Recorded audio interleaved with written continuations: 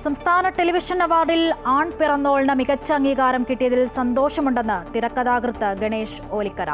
ആൺ പിറന്നോളിന്റെ വേറിട്ട പ്രമേയം ഇരുകൈയും നീട്ടി സ്വീകരിച്ച പ്രേക്ഷകരോട് നന്ദിയെന്നും ഗണേഷ് ഓലിക്കര പറഞ്ഞു. ഇത്തവണത്തെ സംസ്ഥാന ടെലിവിഷൻ അവാർഡ് പട്ടികയിൽ മികച്ച ടെലി സീരിയൽ അവാർഡ് ഉൾപ്പെടെ നിരവധി അംഗീകാരങ്ങൾ നേടിയിരിക്കുകയാണ് അമൃത ടിവിയിൽ സംപ്രേഷണം ചെയ്ത ആൺ പിറന്നോൾ എന്ന ടെലി സീരിയൽ. ഈ സീരിയലിൻ്റെ തിരക്കഥാകൃത്ത് ഗണേഷ് ഓലിക്കര ഇപ്പോൾ അമൃത ടി വി പ്രേക്ഷകർക്കൊപ്പം ചേരുകയാണ്. ഈ ഒരു നേട്ടത്തിൻ്റെ നെറുകയിൽ എത്തി നിൽക്കുമ്പോൾ എന്താണ് പറയാനുള്ളത്? വളരെയധികം സന്തോഷമുണ്ട്. കാരണം അമൃത ടി വി ഇപ്പോൾ ഈ സീരിയൽ പൊതുവെ സീരിയലുകളെക്കുറിച്ച് എന്താ പറയുക, ഒരു വിഷലിപ്തമായ കമൻറ്റുകളൊക്കെ ഒരുപാട് വരുന്ന സമയത്ത് അമൃത ടി വി മികച്ച സീരിയലിനുള്ള അവാർഡാണ് ആൺ പിറന്നോൾ സ്വന്തമാക്കിയിരിക്കുന്നത്. ഇത് പറയുമ്പോൾ 2017 അമൃത ടി വിയിൽ ടെലികാസ്റ്റ് ചെയ്ത നിലാവും നക്ഷത്രങ്ങളും, 2018 അമൃത ടി വിയിൽ ടെലികാസ്റ്റ് ചെയ്ത ക്ഷണപ്രഭാഞ്ചലം, ഇത് രണ്ടുമാണ് മികച്ച സീരിയലിനുള്ള 2017 2018 അവാർഡ് നേടിയത് സംസ്ഥാന സർക്കാരിൻ്റെ. അത് കഴിഞ്ഞ് 4 വർഷക്കാലം സംസ്ഥാന സർക്കാരിൻ്റെ ലിസ്റ്റിൽ മികച്ച സീരിയലുകളില്ലായിരുന്നു. വീണ്ടും 4 വർഷത്തെ ഇടവേളയ്ക്ക് ശേഷം അമൃത ടി വിയുടെ തന്നെ ആൺ പിറന്നോൾ എന്ന് പറയുന്ന സീരിയലിന് ഈ അവാർഡ് കിട്ടുമ്പോൾ ഒരു തിരക്കഥാകൃത്ത് എന്നുള്ള നിലയിൽ എനിക്ക് വളരെയധികം സന്തോഷമുണ്ട്. ഈ 3 സീരിയലിൻ്റെയും തിരക്കഥ ചെയ്യാനുള്ളൊരു ഭാഗ്യം എനിക്കുണ്ടായി. 2 കാലിക പ്രസക്തിയുള്ള ഒരു വിഷയം, അതായത് എനിക്ക് തോന്നുന്നു ഇന്ത്യൻ ടെലിവിഷൻ ചരിത്രത്തിൽ ട്രാൻസ്ജെൻഡേഴ്സിനെ കുറിച്ചിട്ടുള്ള ഒരു ടെലി സീരിയൽ നാളിതുവരെ വന്നിട്ടില്ലായിരുന്നു. ഒരു സ്ത്രീയായി പിറന്ന ഒരാൾ അല്ലെങ്കിൽ ഒരു വ്യക്തി ആണായി മാറേണ്ടതിൻ്റെ അവരുടെ മാനസിക വ്യാപാരങ്ങളിലൂടെ സഞ്ചരിച്ച് നോക്കിയപ്പോൾ കിട്ടിയ ഒരു കഥാതന്തുവാണ് ആൺ പിറന്നോൾ. അതായത് പതിവ് സ്ത്രൈണത കഥാപാത്രങ്ങളിൽ നിന്ന് വ്യത്യസ്തമായിട്ട്, അതായത് നേരെ തിരിച്ചും ഉണ്ടാവാം.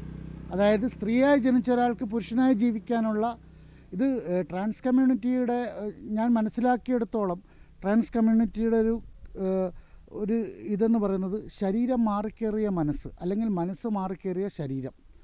അവർക്ക് സമൂഹത്തോടൊപ്പം നിൽക്കേണ്ടതുണ്ട്. പക്ഷേ എപ്പോഴായാലും ഈ പറയുന്നത് പോലെ അവരുടെ വീട്ടുകാരിൽ നിന്നും സമൂഹത്തിൽ നിന്നും അവരെ പാർശ്വവൽക്കരിക്കപ്പെടുന്ന ഒരു ദയനീയ ദൃശ്യമാണ് നാളിതുവരെയുള്ള സമൂഹത്തിൽ നമ്മൾ കണ്ടിട്ടുള്ളത്. ഇപ്പോൾ അവർക്ക് സംഘടനയുണ്ട്, സംഘടനാ തലത്തിൽ അവർക്ക് അവകാശ ബോധങ്ങളെപ്പറ്റിയുള്ള തിരിച്ചറിവുകളുണ്ട്. നമ്മൾ അതിനുള്ള ഒരു എളിയ കാൽവയ്പ്പാണ് ഈ നടത്തിക്കൊണ്ടിരിക്കുന്നത്. അതായത് ഈ പരമ്പരയിലൂടെ നമ്മൾ ലക്ഷ്യമിട്ടതും അതുതന്നെയായിരുന്നു.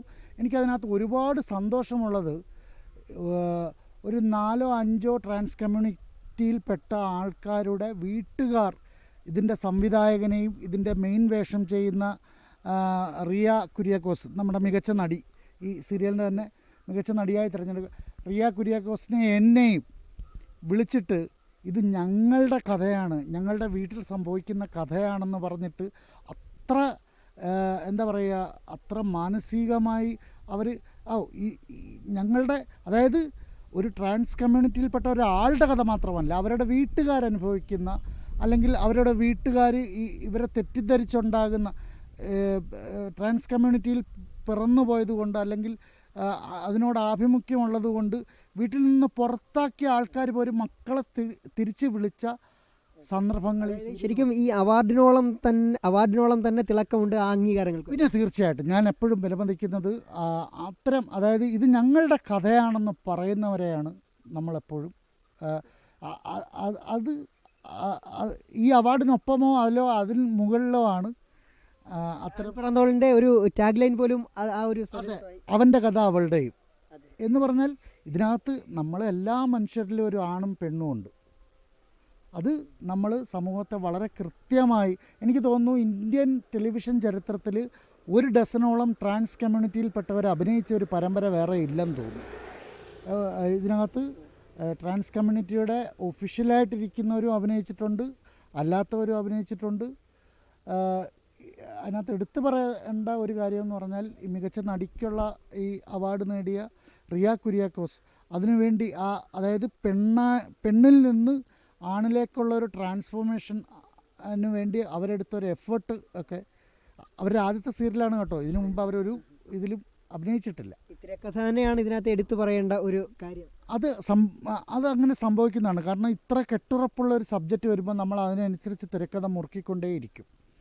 ഈ എടുത്തു പറയേണ്ട ഒരു കാര്യം, ഇതിനകത്ത് അമ്മായിയമ്മ പോരോ അല്ലെങ്കിൽ ഈ സോക്കാൾഡ് സോപ്സിലെ ഒരു എലമെൻസും ഇല്ലായിരുന്നു. മലയാളി കണ്ടു ശീലിച്ച സീരിയലുകളിൽ നിന്നും വേറെ വ്യത്യസ്തമായിരുന്നു, വളരെ വ്യത്യസ്തമായിരുന്നു, വളരെ ഡിഫറെൻറ്റ് തോട്ടായിരുന്നു അത്. എന്താ പറയുക, അങ്ങനെ ചിന്തിക്കാനൊരു പ്ലാറ്റ്ഫോം അമൃതയാണ് തരുന്നത്.